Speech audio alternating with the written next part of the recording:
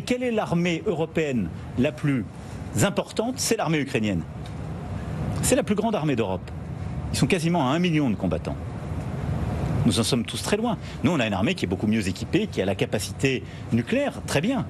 Mais notre vocation n'est pas de nous substituer à une armée ukrainienne, c'est de la bâtir. C'est ça la première garantie de sécurité. Ce sera donc ça le premier sujet.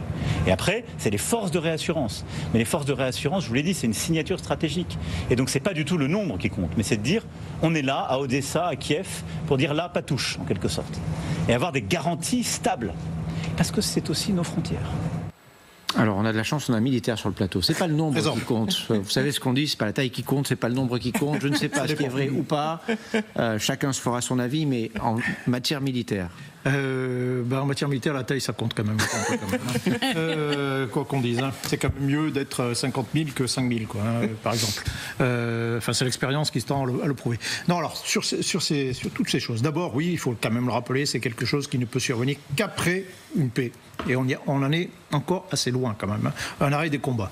Ça fait 6 mois qu'on en parle de ces garanties de sécurité. Il est probable qu'on en parle encore pendant 6 mois.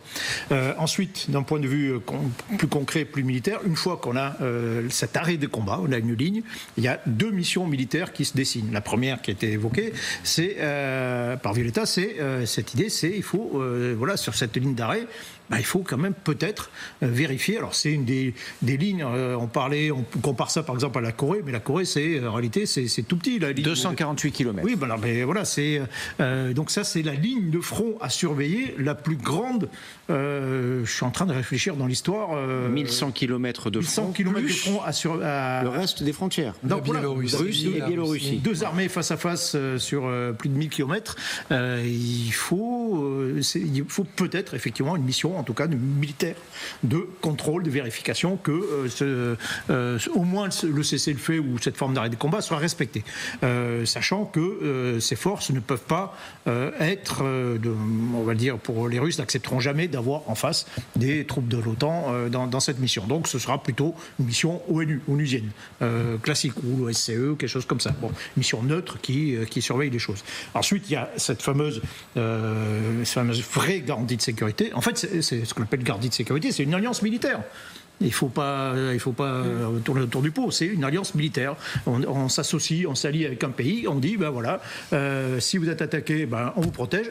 Accessoirement, effectivement, l'armée ukrainienne, c'est la première armée d'Europe. Et nous aussi, on aura peut-être besoin un jour de l'armée ukrainienne. Actuellement, l'armée ukrainienne, c'est 80 brigades à peu près de combat. C'est autant que tous les pays européens. Donc peut-être qu'un jour, si les pays baltes sont attaqués, et d'ailleurs Volodymyr Zelensky l'avait lui-même proposé, ça serait peut-être pas mal d'avoir des unités ukrainiennes aguerries, solides, nombreuses, pour venir nous aider. Donc en gros, c'est établir une alliance militaire pour dissuader la Russie d'attaquer l'Ukraine. Et si elle l'attaque, évidemment, pour la stopper. Et comment on fait pour dissuader la Russie ? D'abord, on le fait par l'armée ukrainienne elle-même.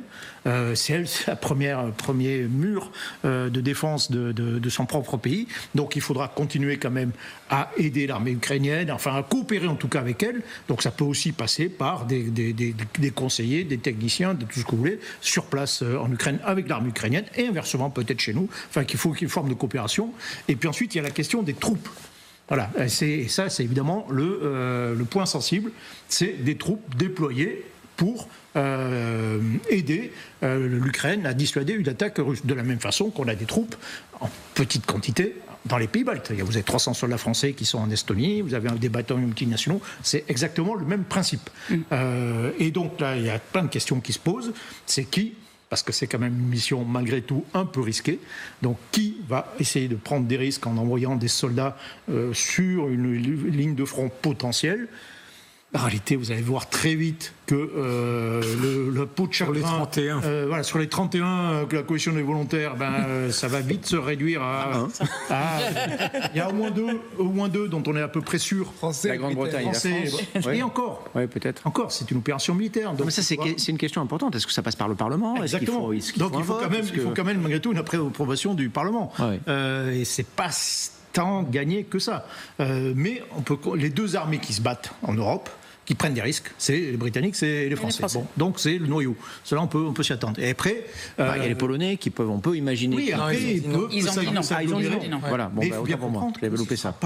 Les Allemands, peut-être. On parlait de taille. Ils sont déjà en Lituanie, ils ont déjà une relation. Alors là, ils sont 16. Ce serait une révolution. Ce serait une révolution copernicienne, côté allemand. Non, mais on est déjà à une base allemand en Lituanie sur un accord bilatéral, donc pourquoi pas. C'est différent d'être dans les steppes ukrainiennes. Ce ne sera pas beaucoup. On a on parlait de la taille, mais allez, si on déploie une brigade française, ce sera le grand maximum. Brigade britannique, ça fait peut-être 10 000. 10 000 sachant qu'il faut organiser des rotations parce que les soldats c'est ça. Si on veut un truc sur la durée avec 10 000, alors il y aura peut-être des bataillons qui vont s'agréger des pays scandinaves qui viendront s'agglomérer. On arrivera à 15 000. C'est une très grosse opération quand même. 20 000. Et l'idée, on parlait de 50 000. Les Canadiens, les Turcs avaient aussi proposé. On n'arrivera jamais aux 50 000. Je pense pas. Non, je pense qu'on n'est pas capable. L'effort européen, en tout cas purement européen, maximum en opération extérieure, c'était l'Afghanistan. On a déployé 44 000 soldats de l'Union européenne, avec Britannique à l'époque, en Afghanistan. Voilà, c'est l'effort maximum qu'on a été capable de faire. Est-ce que peut-être qu'on sera capable de faire un peu plus, parce que les choses ont évolué, les budgets sont en train d'augmenter. Les armées en sont réduites d'ici entre-temps. Ouais. Donc je ne sais pas, on ne pourra pas faire beaucoup, mais au moins, voilà, brigade, c'est quand même suffisamment costaud, et puis c'est significativement politique. Enfin, on appelle ça des bataillons détonateurs. C'est-à-dire que c'est pas neutre d'avoir des soldats français face à des Russes. C'est-à-dire concrètement, les Russes se trouvent face aux soldats français. Alors peut-être qu'ils vont essayer de les tester un peu avant pour voir si vraiment on va se battre. Et puis ensuite, s'il faut y aller vraiment, ça veut dire entrer en guerre avec la France. Et donc ça, c'est pas si évident que ça.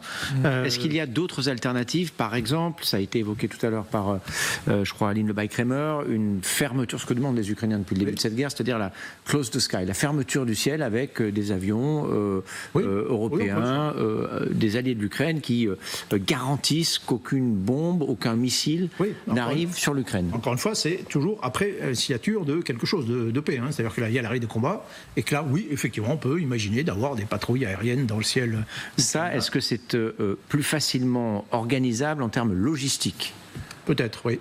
Oui, c'est-à-dire déployer un escadron de Rafale sur une base, ou pas forcément, pour le coup, pas forcément en Ukraine, ça peut être en Roumanie, ça peut être à côté, à partir de la Pologne, et qui patrouille dans le ciel ukrainien. Ça, c'est techniquement, oui, c'est plus simple. C'est plus simple.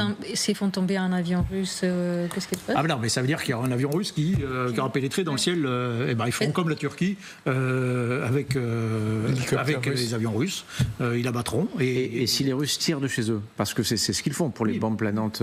On intercepte la munition. Les avions, ils interceptent. On intercepte l'avion à distance. Oui, mais il peut y avoir des accrochages, il faut arrêter. Il peut y avoir des combats de petite ampleur. On essaie de comprendre ce que peuvent être ces garanties de sécurité et ce qu'elles peuvent entraîner aussi. C'est normal. Non, mais dans tous les cas de figure, il faut accepter de prendre des risques.